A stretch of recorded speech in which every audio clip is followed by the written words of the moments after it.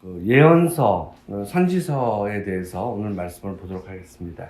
오늘 구약 그 네 번째 시간이고요. 이제 오늘로서 구약은 이제 마칩니다.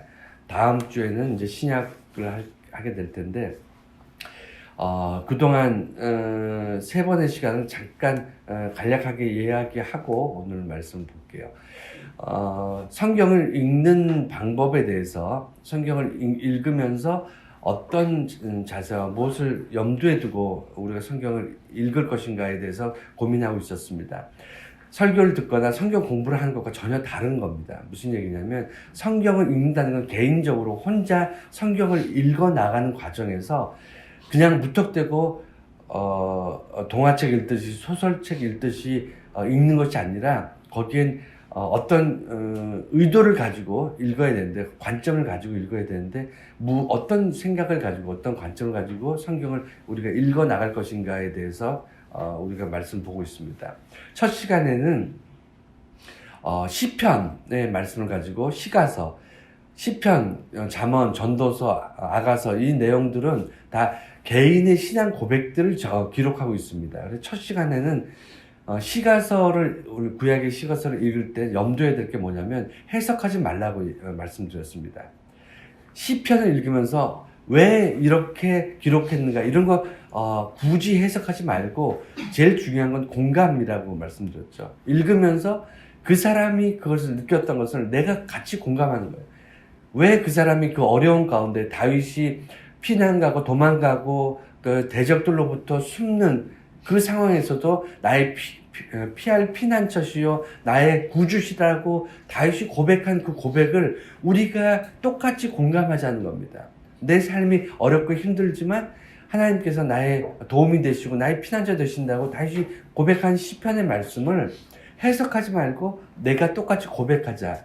그리고 잠언이나 전도서나 아가서나 솔로몬 왕이 그런 책들을 기록할 때 없는 게 없었던, 다 가지고 있었던 솔로몬이 왜 기록하면서 인생이 헛되고 헛되니 모든 것이 헛되다라고 기록했을까? 이거 해석하지 말자는 거예요. 그냥 시가서는요, 권력의 정점에 있었던 사람, 부유함에 있어서 거의 끝판왕에 있었던 사람이 다 가지고 있었지만 그럼에도 불구하고 인생을 돌아보니 다 헛된 것이었구나라고 고백하는구나. 그것을 왜 그 사람이 헛되다고 고백했느냐, 이거 해석하지 말고 나도 그 위치에 가서 그렇게 살면서 삶의 끝자락에 가면 삶을 돌이켜볼 때 참 수고하고 땀 흘렸던 것이 다 더덥고 허무한 것이었구나라고 깨닫게 되는 순간이 오겠구나. 이걸 공감하는 게 시가서입니다. 그 말씀을 첫 시간에 드렸고, 두 번째는 창세기, 출애굽기, 레위기, 민수기, 신명기, 모세 오경에 대해서 말씀을 드렸어요. 모세 오경은요, 여러분 기억나시나요? 하나하나가 다 중요한데 너무 달라요. 기록 양식이 어떤 거는 법에 대해서, 어떤 것은 어떤 말 그대로 창세기 족장들의 어떤 이스라엘 민족 하나님의 나라가 세워지는 과정을, 또 어떤 성경은 신명기, 다시 가나안 땅에 들어가기 전에 이스라엘 백성들, 광야에서 태어난 2세대, 그러니까 출애굽 1세대가 아닌 광야에서 태어난 2세대들에게 너희들이 요단강을 건너 가나안으로 들어갔을 때 어떻게 살아야 될까를 설명하는 그런 내용들, 이렇게 5권의 책이 너무나 다르지만 이것이 왜 구약의 어떤 이스라엘 민족들의 정신적인 어떤 중심이 되었는가, 이런 것들을 각 권의 특징을 가지고 설명을 해드렸습니다. 다시 한번 말씀드리기는 너무 양이 많으니까 창세기, 출애굽기, 레위기, 민수기, 신명기, 모세 오경은 우리가 들었던 내용들 다시 기억해 주시기 바라고, 지난 시간에 세 번째 시간이 역사서였어요. 역사서는 뭐였죠? 네. 외우지 말라는 거였어요. 역사는 외우는 것이 아니고요. 역사는 왜 그 일이 일어날 수밖에 없는가, 그 일이 그 당시에 왜 일어날 수밖에 없었는가를 먼저 살펴보고요. 두 번째는 그 일이 오늘날 다시 반복될 수 있다. 반드시 역사는 반복된다라는 것을 염두에 두고 우리가 읽어야 된다. 그 말씀을 드렸습니다. 기억 다 나실 거예요. 성경을 읽는데 그냥 글자는 이렇게 글자를 읽어 나가는 게 아니고요. 이거 지금 내가 역사서를 읽고 있으니까 이 역사를 읽으면서 어느 왕이 뭐 무슨 일을 했다. 이거 우리가 학교 다닐 때 학창 시절에 역사 공부하듯이 외우려고 하지 말고 그때 사회 정황이 이랬고 이런 역학적인 상황 때문에 이렇게 흘러갔구나. 그리고 오늘날 이 일이 반복될 수 있구나. 이런 것들을 염두에 두시라고 말씀드렸습니다. 그리고 구약의 역사는 크게 4단계였다는 것을 우리가 지난 시간에 배웠습니다. 사사, 그러니까 왕정 이전 사사 시대가 있었고, 그 다음에 왕정 시대가 있었고, 그 다음에 이스라엘 멸망, 그리고 4번째가 이스라엘 재건. 이게 역사예요. 그러면 역사서는 어디서부터 어디까지냐면 이스라엘이 겪어본 일들을 기록하는 겁니다. 있었던 일들. 그러니까 일어날 일들이라든가 과거에 우리가 보지 못했던 과거의 일이나 아니면 아직 경험하지 못한 미래 일들은 역사서에서 나타나지 않아요. 그것은 어디서 나타나냐면 오늘 우리가 말씀을 보게 된 예언서에서 나타나게 됩니다. 근데 제가 오늘 예언서를 왜 마지막에 했는가 하면 구약의 꽃은 뭐냐면 사실은 제가 좋아하는 성경책이 있고 그 다음에 중요한 책이 있어요. 성경 구약이 39권이고 신약이 27권, 그래서 총 66권이나 됩니다. 굉장히 책이 많죠. 이 성경은 우리는 성경을 한 권이라고 생각하는데 성경은 66권으로 되어 있어요. 66개의 책으로 되어 있는데 구약의 39권의 책 중에서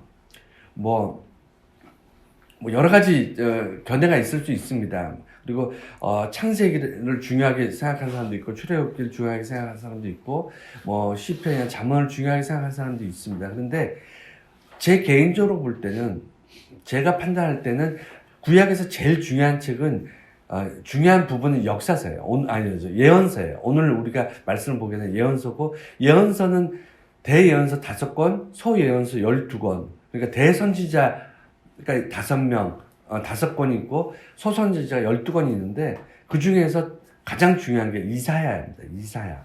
그래서 구약에서 제일 중요한 책을 한 권을 뽑으라 그러면 저는 이사야서입니다. 오늘 이사야 말씀을 우리가 보게 된 건데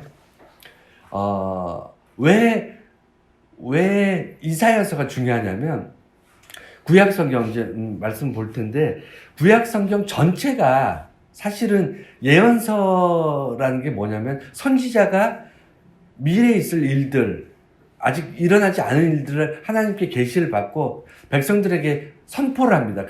그것을 기록하거나 선지자가 선포하면서 말한 것, 그다음에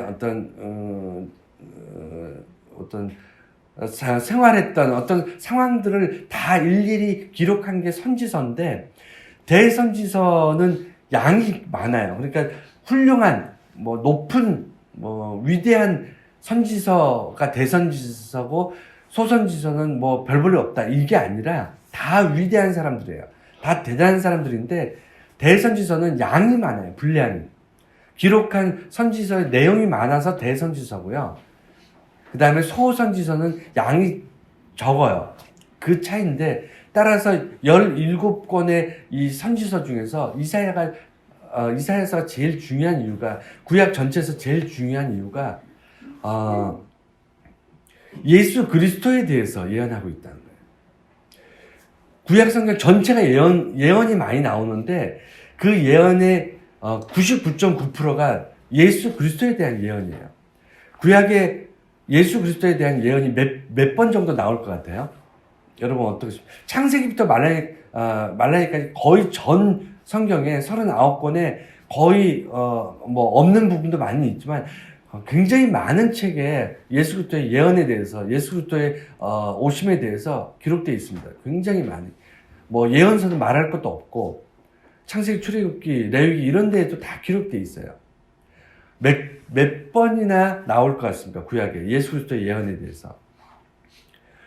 대략 한 300곳에서 나와요. 300. 구약에서.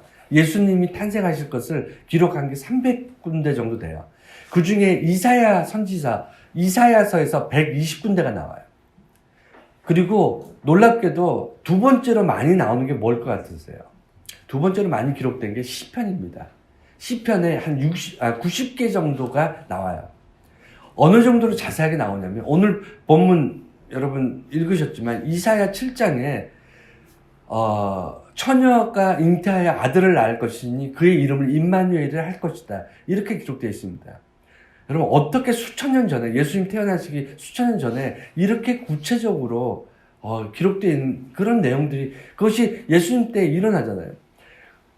구약성경 쭉 읽어보면 뭐 하나님의 아들이 나무에 달려서 저주받을 것이고 고난받을 것이고 나사렛의 사람이라고 불려질 것이고 이런 내용들이 성경 구약에 다 나와요.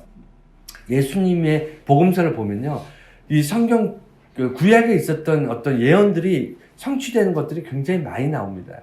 그래서 구약에서 왜 예언서가 중요하냐면 단순히 구약의 미래에 대해서 예언자들이 이스라엘의 멸망에 대해서 기록했다. 이래서 중요한 게 아니고요.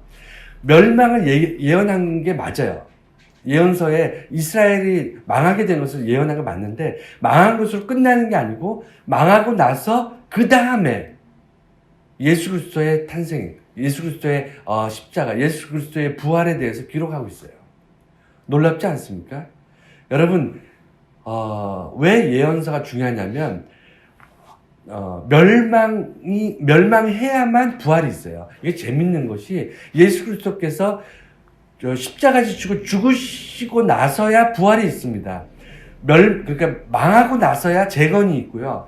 이스라엘이 무너지고 나서야 하나님께서 다시 세우시는 거예요. 그런데 이것이 오늘 예언서를 통해서 쭉 이제 말씀을 보게 될 텐데 이것이 하나님의 방법입니다. 창세기에 보면 노아의 홍수가 있잖아요. 노아의 홍수에 보면 하나님께서 창조하신 모든 인류를 물로 다 심판하세요. 물로 다 심판하십니다. 하나님께서 기존에 있는 사람들을 바꾸지 않으세요. 이스라엘이 범죄했습니다. 그래서 이스라엘에게 선지자들을 많이 보내고 그 다음에 기회를 많이 줬습니다. 그럼에도 불구하고 이스라엘이 돌이키지 않았어요. 여전히 우상을 섬기고 하나님을 의지하지 않습니다. 그랬을 때 하나님께서 어떻게 하시냐면 이스라엘을 멸망시켜요. 멸망시키고 나서 그것을 끝내는 게 아니라 제가 만약에 하나님이라면 불경스럽지만 제가 하나님이라면 이스라엘을 그냥 버리고 새롭게 아브라함 같이 새로운 민족을 새로 하나님 나라를 만들 것 같아요. 근데 그렇게 안 하시고요. 하나님께서는 기존에 하나님께서 축복하시고 약속하셨던 그 민족을 심판하시고 나서 그 심판 너머에 새로운 약속을 주시는 거예요. 새 약속을. 이게 하나님의 방법입니다. 여기까지가 예언서예요. 그러니까 예언서는 멸망하는 것, 이스라엘 망하는 것으로 끝나는 것이 예언서가 아니고요. 그 이후를 이야기하고 있기 때문에 중요한 거예요. 그 이유가 뭐죠? 예수 그리스도예요. 그래서 예언서는 예수 그리스도를 예수 그리스도를 빼고는 이야기할 수가 없고요. 따라서 구약 전체에서 예언서가 왜 중요하냐면 오실 메시아 예수 그리스도를 암암리에 예언하고 있기 때문에 구약 전체에서 예언서가 제일 중요한 거예요. 그 중에서 이사야가 중요한 겁니다. 이사야서는 정말 예수님의 예언에 대해서 차고 넘치게 기록되어 있어요. 오늘 말씀을 이제 주보에 보면 구약의 중심이 예언서인 이유가 예수 그리스도다 이렇게 기록을 했는데 이것을 오해하시면 안 돼요. 그러니까 뭐냐면 짜맞추기식이라고 생각하면 안 됩니다. 그러니까 많은 이단들이 예언서를 통해서 그 신약의 요한계시록이라든가 구약의 다니엘서라든가 아니면 많은 예언서를 가지고 이렇게 꼬아가지고 이단들이 자기들의 어떤 입지를 설명을 해요. 그러니까 이단은 다른데 창세기나 출애굽기 이런 거 가지고 이단이 만들어지지 않아요. 이단은요 예언서 가지고 이단이 만들어집니다. 그러니까 이거를 정말 잘못 해석하거나 아니면 잘못 끼워 맞추기 시작하면요, 여러분들이 이단들이 유혹하는데 넘어갈 수밖에 없어요. 그래서 예언서는 굉장히 중요한 만큼, 굉장히 어떤 핵심이 되는 만큼, 그만큼 중요하게 여러분들이 생각해야 될 게 뭐냐면, 예언서가 가리키는 것이 무엇이냐는 거예요. 예언서가 가리키는 것이 무엇인가를 정확하게 알지 않으면 여러분들이 이단이나 아니면 다른 우상이나 이런 것들에 넘어갈 수밖에 없어요. 예언서가 가리키는 게 뭐다? 예수다는 거예요. 이건 절대로 잊어서는 안 됩니다. 예언서, 대선지서 5권, 소선지서 12권을 읽을 때마다 읽으면서 머릿속에 뭘 염두에 두냐면, 이 이야기는 예수 그리스도를 설명하는 거다. 이 이야기는 예수에 대한 설명이다. 이것을 항상 머리에 두고 읽으셔야 됩니다. 물론 구약 전체를 읽을 때도 마찬가지고요. 자, 두 번째는요, 역사의 재해석. 예언서를 기록한 사람들은요, 역사를 기록한, 역사서를 기록한 역사가들하고 많이 달라요. 많이 다른 정도가 아니고 아주 전혀 다릅니다. 역사가들은 어떻게 기록하냐면, 있었던 일을 보고 기록해요. 일어난 일들을 사실 그대로 가감 없이 기록하는 게 역사가입니다. 그래서 과거부터 차곡차곡 쌓여오는 게 역사가들의 어떤 지필이에요. 그래서 역사가들이 역사를 기록한 것을 누가 보냐면 후대 사람들이 봐요. 이해가 되시죠? 그러니까 역사가들이 하나님께서 이런 일들을 하셨다. 인간들이 하나님에 대해서 이렇게 대응하고 이렇게 하나님을 의지하고, 때로는 이렇게 하나님을 배신하고, 이런 것들을 아주 적나라하게 시간대별로 순차적으로 기록한 게 역사가고요. 이것을 누가 보냐면 후대 사람들이 그 역사가들의 기록을 보면서 과거에 이런 일들이 있었구나 라고 보는 것. 다시 말해, 미래에 있는 사람들이 저자예요. 근데 예언가는 전혀 다릅니다. 미래에 일어난 일들을 현재 사람들이 보라고 적는 거예요. 이해가 되셨죠? 역사가들은 기록 그 시점이 미래의 일들을 오늘날 사람들이 깨달아 알게 되라고 오늘날 적고 알려주고 선포하는 게 예언가예요. 그리고 아주 중요한 건데, 역사가들은 과거가 이미 결정이 됐잖아요. 일이 일어났잖아요.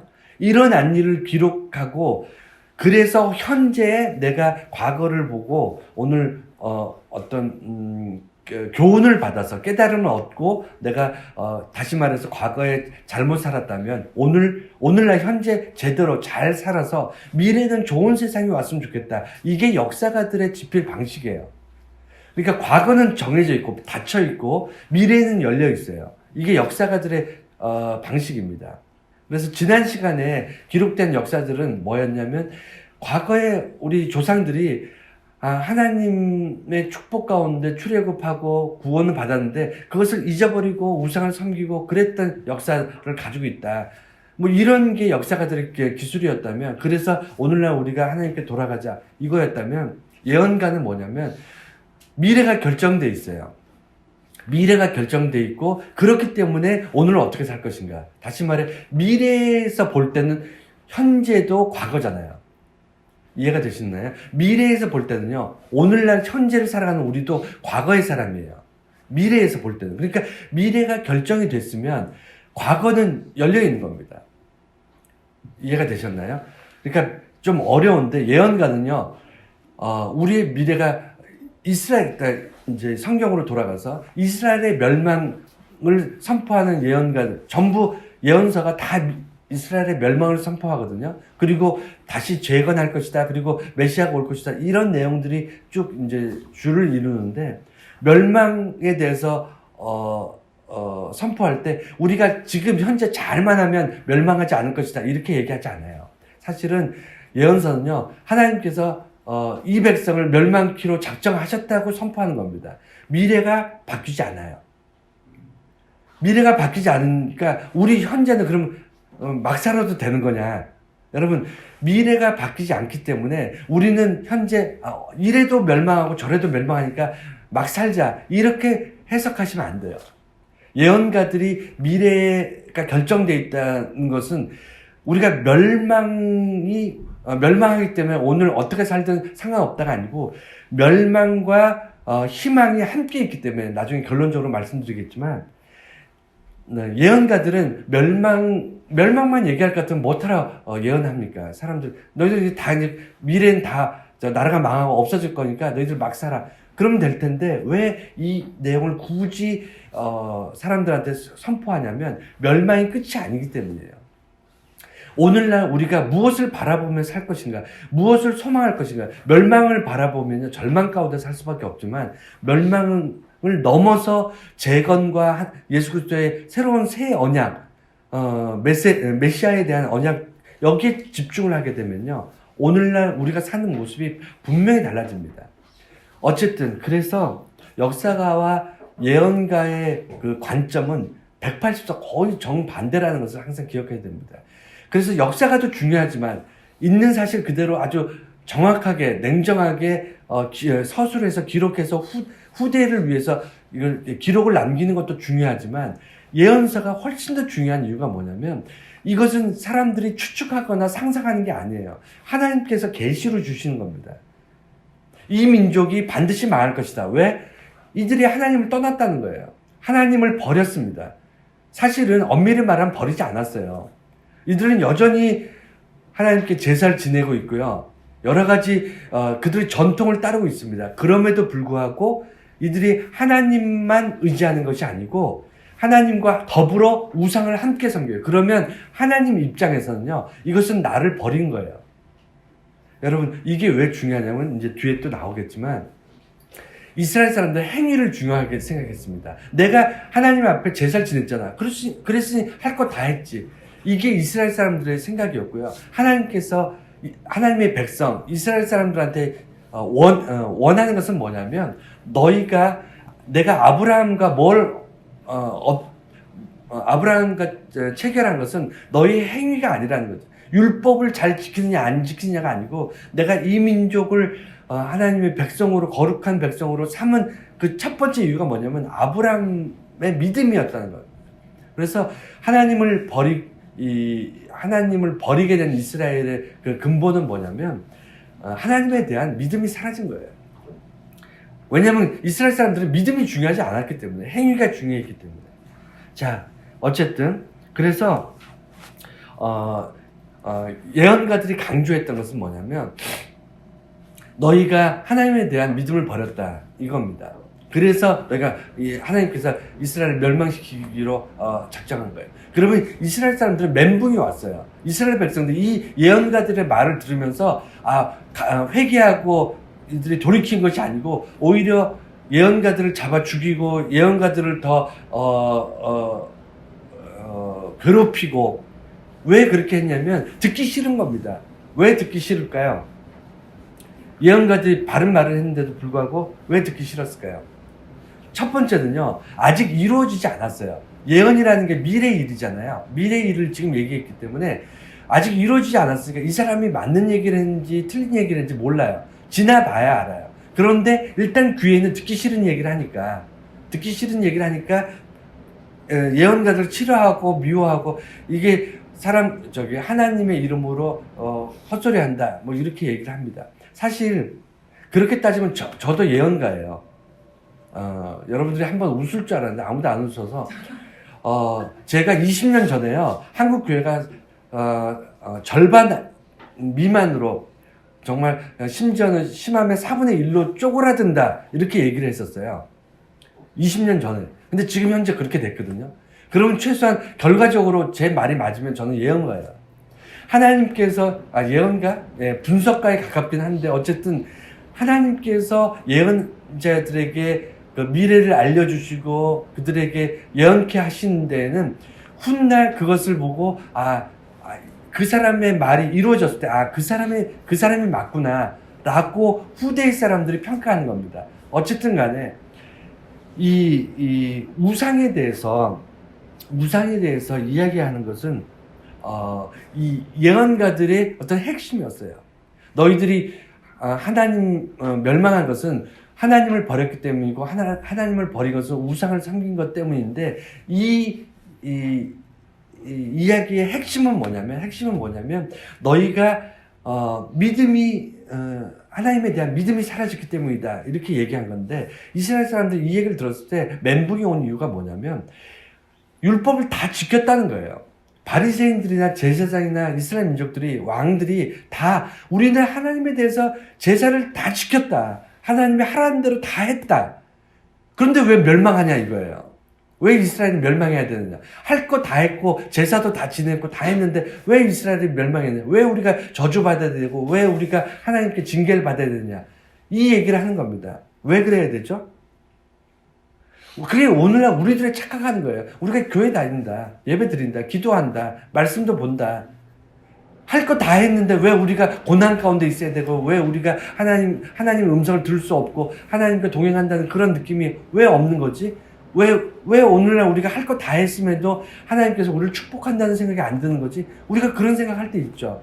왜 그러냐면 믿음이 없기 때문이에요.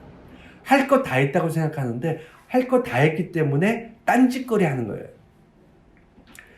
교회도 다니고 세상에 나쁜 짓도 하고 교회 다니고 교회 안에서 사기도 치고 그리고 교회 다니면서 교회 있을 때는 거룩한 척 세상 나가서는 교회 안 다닌 척 우리는 하나님과 세상의 우상 권력과 돈과 이런 것들을 동시에 쫓아가는 것이 정말 몸에 탁월하게 배어 있어요. 우리가 인정하지 않으려고 해도요 제 눈에도 보이고 저 자신도 그렇게 느껴집니다. 우리는요, 이스라엘 민족들이 우상을 섬긴 것과 똑같이 살아요.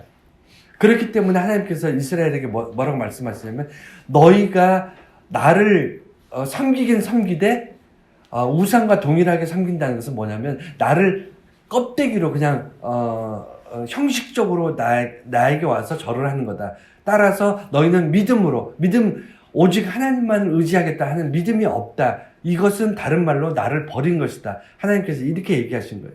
버린 것이기 때문에 미래에는 반드시 망한다. 여러분, 우리가 하나님만 의지하지 않고 세상 것과 함께 하게 되면 어떤 일이 발생할까요? 반드시 그 세상 것 때문에 우리가 어려움 당합니다. 이거는 확실해요. 왜 그러냐면 심은 게 있으니까. 악을 심었는데 선이 나오겠습니까?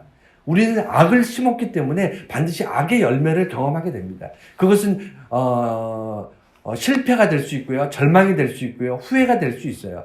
여러분, 대표적인 게 뭐죠? 우리는 이 땅에서 절망이 뭔가요? 가장 큰 절망, 죽음이잖아요. 모든 사람이 열심히 살지만 영원히 살지 못하잖아요. 모든 사람이 다 죽습니다. 삶이 축복인 것 같지만 죽음 앞에 우리는 다 절망할 수밖에 없어요. 그래서 죄의 싹은 죽음이에요. 우리는 이 세상 살면서 수많은 죄를 짓기 때문에 반드시 죽습니다. 그래서 절망이라는 것을 여러분 부정할 수가 없어요. 절망은요, 정해져 있어요. 죽음은 정해져 있고요. 실패는 정해져 있습니다. 우리가 심은 악의 열매는요, 반드시, 악의 씨앗은 악의 열매를 거둘 수밖에 없어요. 이것이 예언자들이 얘기하는 겁니다. 예언하기 되게 쉬워요. 예언은 우리가 심은 대로 거두는 겁니다. 반드시 그 일의 결과가 있는데, 그것이 전부라 그러면 예수 믿는 사람들은 너무 불행한 사람이에요. 예수 믿는 사람들이 이 예언서에서 중요한 것은 뭐냐면 우리가 절망 가운데 살지만 우리 미래는 어떻게 보면 죽음일 수 있고 우리 미래는 실패일 수 있고 우리 미래는 고난일 수 있어요. 예수님께서 십자가 지신 거가 똑같아요. 예수님 무슨 잘못을 해서 매를 맞고 침뱉음을 받고 가시면류관을 쓰고 십자가를 못 박혀야 됩니까? 예수님이 무슨 잘못을 했죠? 아무 잘못을 하지 않았지만 예수님께서 우리들의 죄를 대속해서 죽으셔야만 하기 때문에 그 일을 감당하신 거잖아요. 죽으셔야만 부활이 있어요. 예수님께서 고난 받으셔야만 우리에게 영광이 있습니다. 예수님께서 우리 대신해서 고난과 핍박과 죽음을 감당해야만 부활과 영광과 하나님과 동행하는 천국의 구원이 그 뒤에 따라오는 겁니다. 마찬가지예요. 예언서에서 우리가 절망, 우리의 삶의 우리가 미래를 바라보면 희망적인 게 뭐 있습니까? 다 절망적이지. 우리는 점점 늙어가고요. 힘이 빠져가고요. 우리가 모아놨던 땀 흘려 수고해서 모아놨던 재산들은 서서히 빠져나가고요. 우리의 건강도 약해지고, 그 다음에 권력이나 이런 것들도 어느 순간 다 사라지고, 우리는 시간이 지나면요. 남는 게 없어요. 어떻게 보면 시간이 지나면 지날수록 절망적인 것이 인생입니다. 그럼에도 불구하고 우리가 예수 믿는 사람이 절망하지 않는 이유는요, 그것이 끝이 아니고 그 뒤에 새로운 약속이 있기 때문이에요. 자, 세 번째, 예언의 목적. 절망 그리고 구원. 방금 말씀드린 게 그겁니다.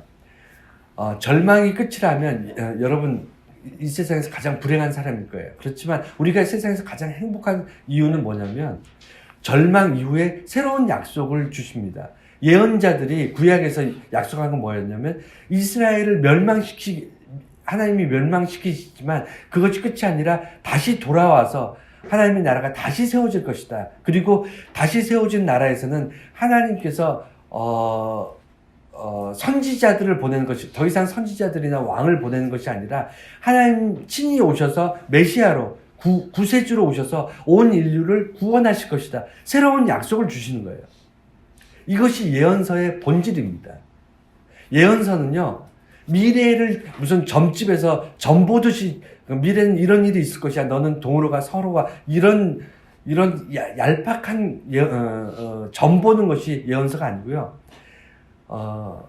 멸망 이후에, 절망 이후에, 그 이후에 새롭게 하나님께서 약속을 하실 것이다. 새 약속을 주실 것이다. 이것을 기록한 건데, 그게 어디서부터 시작되냐면, 인류가 처음 멸망한 게 언제죠? 예, 노아의 홍수 때 인류가 멸망하잖아요. 노아의 홍수에 인류를 멸망시키고 나서 하나님께서 어떻게 하시죠? 다시는 물로 세상을 심판하지 않겠다. 그렇게 말씀하시고, 그거 자체가 약속이잖아요. 그리고는 증거를 주세요. 그게 뭐냐면 무지개입니다. 우리가 창세기 다 알고 있는 내용이잖아요. 노아의 똑같아요.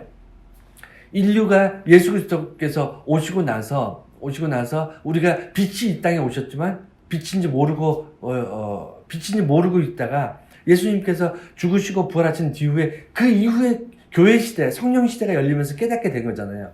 그러면서 어떤 일이 발생하냐면 예수님 다시 오실 때 이제 세상은 완전히 다 심판받게 되고 세상은 끝납니다. 끝나고 나서 새로운 세상이 시작이 되는 거예요. 그것을 약속하셨어요. 재림에 대해서 예수님께서 약속하신 겁니다. 그래서 예수를 믿는 사람들은요, 약속을 붙잡는 사람이에요. 기독교인들은 어떤 사람이냐면 우리가 기도하면 아니면 무슨 뭐 열심히 하면 노력하면 잘 될 거야. 우리가 착한 일을 많이 하면 복 받을 거야. 이런 유치한 수준에서 멈추는 사람이 아니고 그것도 맞는 말이지만 그 정도가 아니고요. 정말 위대한 사람들이에요. 우리는 예수 믿는 사람들은 왜 위대하냐면 모든 사람이 절망밖에 못 봐요. 모든 사람들이 자기가 이렇게 가서 결국에는 이렇게 망할 것이다. 거기까지밖에 못 봅니다. 그것도 대단한 거긴 하지만 거기까지 못 보는데 우리는 그 너머를 보는 사람이기 때문에 위대한 거예요. 그래서 예언자적, 선지자적인 그런 사람들이 우리 그리스도인인 겁니다. 그래서 예언서의 저자들은 막연한 희망, 우리가 이스라엘이 망하겠지만 시간이 지나면 다시 재건하지 않겠어? 더 좋은 세상이 되지 않겠어? 하나님께서 하나님의 백성을 그냥 멸망시키고 끝내버리지는 않고 뭔가 새롭게 좋은 세상을 만들지 않겠어? 이렇게 막연하게 얘기하지 않았어요. 예언서는요, 하나님께서 말씀하셨다는 거예요. 하나님께서 약속하셨다고 얘기합니다. 이게 중요해요. 예언자가 판단해 보건대, 예언자가 분석해 보건대, 아니면 예언자가 여러 가지 따져보니까 이렇게 될 것이다. 이게 아니고요. 뜬금없이 하나님께서 내게 말씀하신 거예요. 하나님께서 이스라엘에게 선포하라고 내게 말씀을 주신 거예요. 그게 예언자의 사명이었습니다.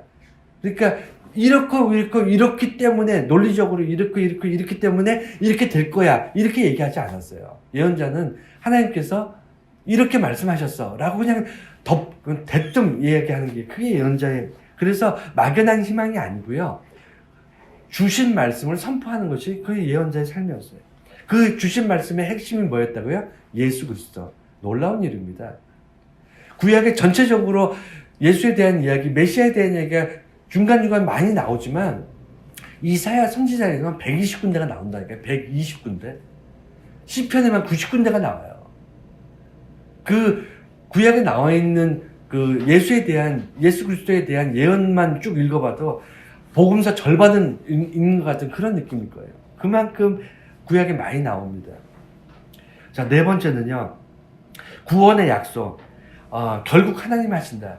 이제 여기까지 오면 참 재밌어지는 게, 예언자들이 그렇게 열변을 토하고, 그 다음에 역사가들이 그 역사를 기술하면서 우리가 이렇게 살면 안 된다, 사람들을 가르치려고 하고 사람들을 깨닫게 하려고 하고, 예언자들이 하나님께서 우리에게 멸망을 말씀하셨다, 우리가 정신 차려야 된다, 수없이 얘기했지만 이스라엘 백성이 역사가든 예언가든 말을 들었을까요? 안 들었을까요? 안 들어요. 안 들어요. 안 듣습니다. 그게 인간이에요. 그게 우리들입니다. 그래서 결국에는 하나님이 하시는 거예요.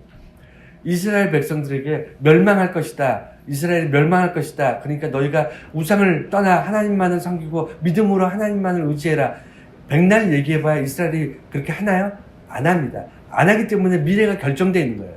미래가, 이스라엘 멸망이 결정되어 있는 겁니다. 하지만 미래가 결정된 이스라엘의 멸망은요, 과거부터 이스라엘이 심어온, 이스라엘이 저질러온 죄악에 의한 결과일 뿐이고, 그 결과가 전부가 아닌 이유는 멸망했으나 멸망하지 않게 하면 하나님 공의롭지 않아요.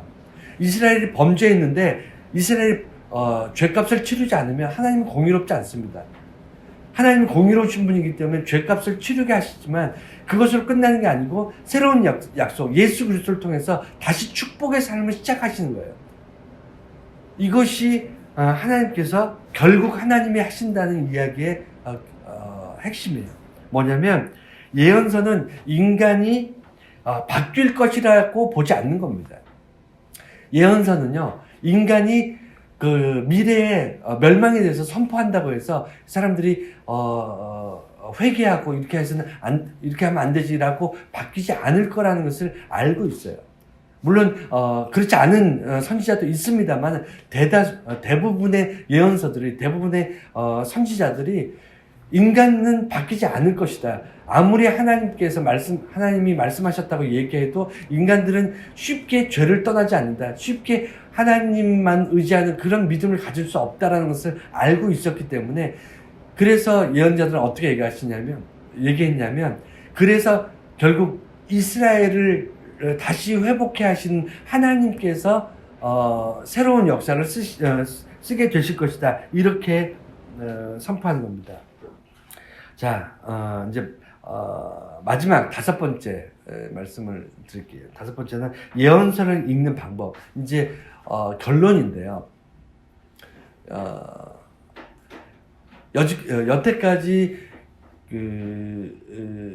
시가서나 모세오경이나 역사서를 읽는 방식하고 예언서를 읽는 방식은 조금 다르긴 합니다. 많이 다르긴 해요. 다르긴 한데, 근데 근본적으로 중요한 거, 이거 두 가지만 확실하게 알고 읽으시면 돼요. 첫 번째는요, 절망과 희망은 항상 함께 있어요. 성경을 쭉 읽어보세요. 역사서에는 그렇게 기록되어 있지 않아요. 근데 예언서에만 그렇게 기록되어 있습니다. 뭐냐면 역사가들은 누가 잘못했다, 누가 죄를 지었다, 누가 벌을 받았다, 누가 뭐 잘했다, 못했다, 이렇게만 기록을 하고 있지만, 예언서는 절망 가운데 있지만, 우리가 미래는 희망이 없지만 그럼에도 불구하고 그곳에서는 그 절망 안에서 새로운 희망이 함께 있다, 이런 내용들이 절망의 희망을 함께 이야기합니다. 그렇기 때문에 우리는 어디를 바라보느냐가 중요해요. 절대로 두 개 중에 하나만 붙잡으면 안 돼요. 예를 들어 내가 희망이 좋으니까 희망만 바라보겠다, 그러면 여러분은 실패합니다. 넘어지게 돼 있어요. 반드시 내 미래는 절망과 희망이 동시에 온다, 나의 미래는 절망과 희망이 기다리고 있다, 이것을 염두에 두셔야 돼요. 절망은 뭐죠? 내가 과거에 잘못하고 어리석고 후회할 만한 일들을 통해서 죄악된 씨앗을 심었기 때문에 그것이 반드시 악한 열매들, 이런 것들이 내 미래에 기다리고 있다, 이것을 인정하셔야 돼요. 대비하셔야 돼요. 이스라엘 백성들이 멸망할 것이다를 우습게 생각했어요. 아니다. 멸망 안 한다. 하나님의 백성이 왜 이방의 바벨론이나 아수르 같은 이방 하나님 모르는 이방 오랑캐들이죠. 이방인들에 의해서 하나님 백성이 멸망하는 말도 안 되는 소리를 한다. 이런 얘기거든요. 근데 멸망해요. 멸망했잖아요. 똑같아요. 교회가 쪼그라들 것이다. 교회가 무너질 것이다. 교회에서 많은 지도자들이 부패할 것이다. 제가 20년 전에 얘기를 했었는데 지금 그렇게 다 되고 있잖아요. 여러분, 그렇게 될 수밖에 없는 것은 인정해야 됩니다. 절망이 있다는 걸 인정해. 그렇다고 절망만 하면 안 돼요.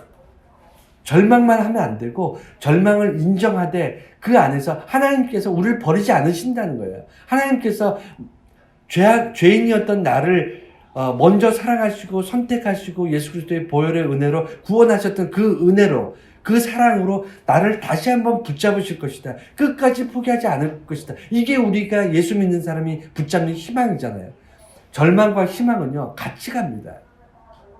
그래서 여러분들이 희망을 노래하는 거예요. 그게 소망이라는 거예요. 소망은요, 절망을 무시하는 게 아니에요. 그것을 포기하는 게 아닙니다. 절망이 있으나, 절망 가운데 있으나, 우리는 절망으로 망하고 끝나고 영원히 사라지는 존재가 아니라는 것을 이야기하는 게, 그게 그리스도인이에요. 그리고 또 하나, 예언서를 읽을 때 중요하게 생각해야 될 게 뭐냐면, 구약의 예언이 현재 예언이다. 정말 중요합니다. 현재 예언이, 그러니까 구약의 예언은 순서를 잘 보세요. 구약의 예언가들은 과거에 우리가, 이스라엘이 죄 가운데 있었고, 그래서 미래에 멸망하는데, 그 이후에 구세주가 오신다. 이 얘기잖아요. 오늘날 우리에게는 어떤 일이죠? 우리가,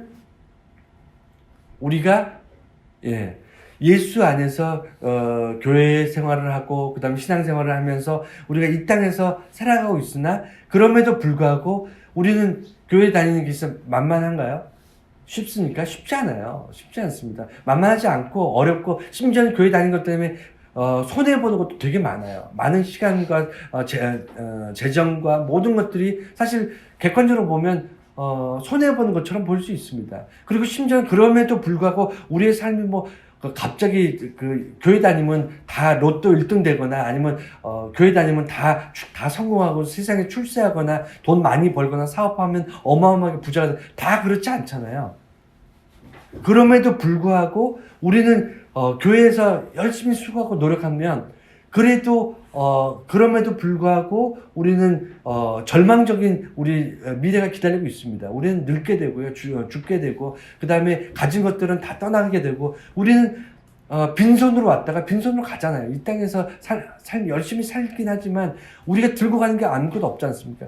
그런 어떤 절망적인 인생들을 바라보게 되지만, 그럼에도 불구하고 뭐냐면 그 이후에 예수 그리스도 우리는 다 심판이 있다는 거예요.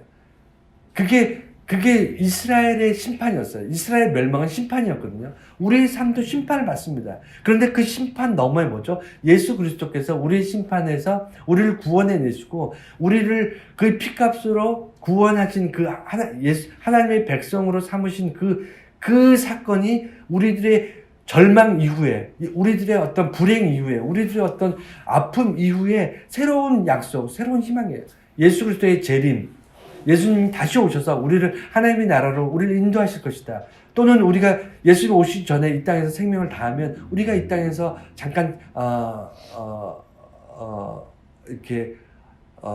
이 땅에 있다가 하나님께서 부르시는 날, 예수님께서 천군 천사와 함께 오시는 그날 우리가 호련히 거룩한 몸을 입고 천국에 들어가서 하나님과 영원히 천국에서 영원히 살게 될 것이다. 이것이 새로운 약속이잖아요. 마치 이스라엘이 멸망했으나 그 이후에 예수님께서 이스라엘에 오셔서 이스라엘을 다시 거룩한 나라로 만드실 것이다라는 그런 약속과 오늘날 우리가 살아가면서 우리가 믿고 의지하는 것이 똑같이 일치해요. 겹쳐집니다. 그래서 예언서를 읽으면서 오늘날 내가 어떤 말씀을 붙잡고 살 것인가, 이것이 예언서를 읽는 포인트예요. 자, 이렇게 해서 오늘 예언서까지 구약 4단계를 다 봤습니다. 다음 시간에는 신약 네 단계인데 두 단계는 하지 않겠습니다. 왜냐하면 역사서는 사도행전 한 권밖에 없고 예언서는 요한계시록 한 권밖에 없어요. 그래서 역사서와 예언서는 설교를 하지 않고 복음서하고 서신서 2시간에 걸쳐서 복음서와 서신서만 보겠습니다.